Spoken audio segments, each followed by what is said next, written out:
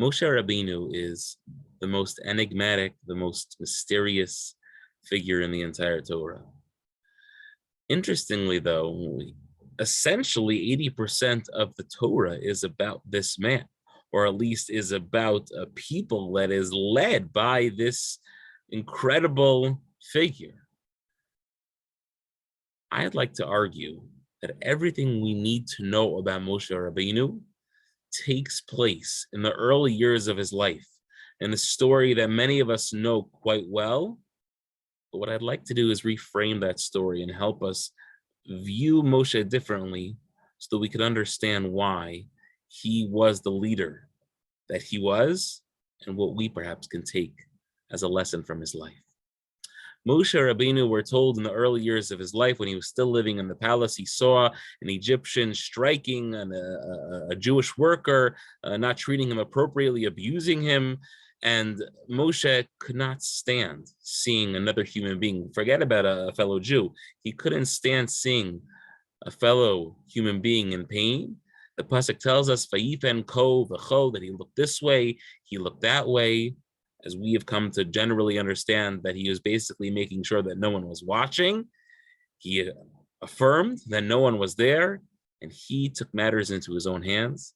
He struck the Egyptian, he buried him in the sand, and he ran for his life, doing what he knew was right, protecting a fellow Jew, protecting a fellow human being. And as we often look at this story, we tend to naturally interpret Moshe's actions as looking this way and that way, as, basically making sure that no one else was there.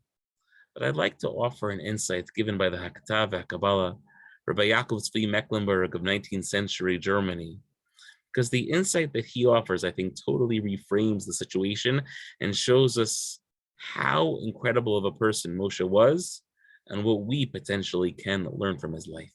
Says the Hakatav HaKabbalah, that Moshe, like many others, was just a bystander. We often find ourselves in situations in life that we're on the sidelines, that we're watching something take place, and that we have that decision: are we going to get involved or are we not going to get involved? And the average person doesn't usually get involved. And says the Hakatav HaKabbalah, Rabbi Mecklenburg, that Moshe looked this way and he looked that way to try to see, would there be a single soul who would get involved in what was taking place. According to the Hakatav HaKabbalah, there was a circle of people that were around this Egyptian, striking down this slave, and no one was doing anything. It's not that no one was there. It's that everyone was there. Everyone was watching what was taking place, and no one was willing to act. And says the Hakatav HaKabbalah that is when Moshe Rabbeinu realized that he had to be the one. That as our rabbis teach us, that in a place where there is no person, where there is no leader, where there is no one doing anything, you have to be the one to take charge. You have to be the one to be involved. You have to do it, because if no one else will, then you have the imperative and the obligation to take charge. I think that this lesson, this model that we're taught by the actions of Moshe Rabbeinu, are critical because it gives us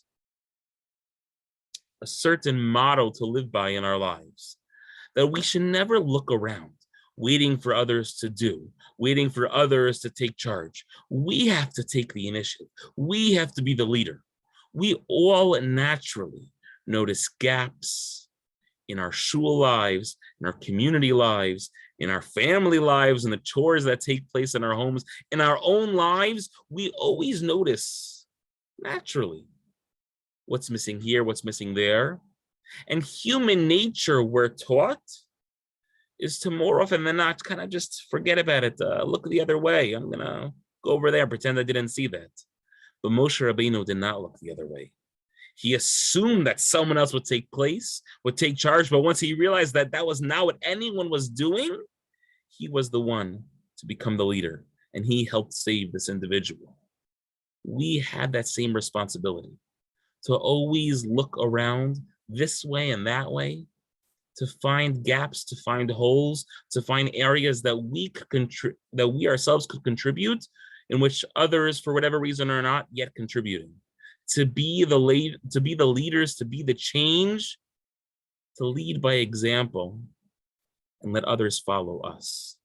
If we could do this, if we could follow in the footsteps of Moshe Rabbeinu and take charge and be the person when others perhaps are not always willing to take charge, then the whole world, our smaller individual communities, our lives, our families will be impacted, all for the better. We should all try to take this little lesson to heart. When no one else is doing anything, we look around, no one is taking charge. You try to be that person who's going to implement that change, to be the leader.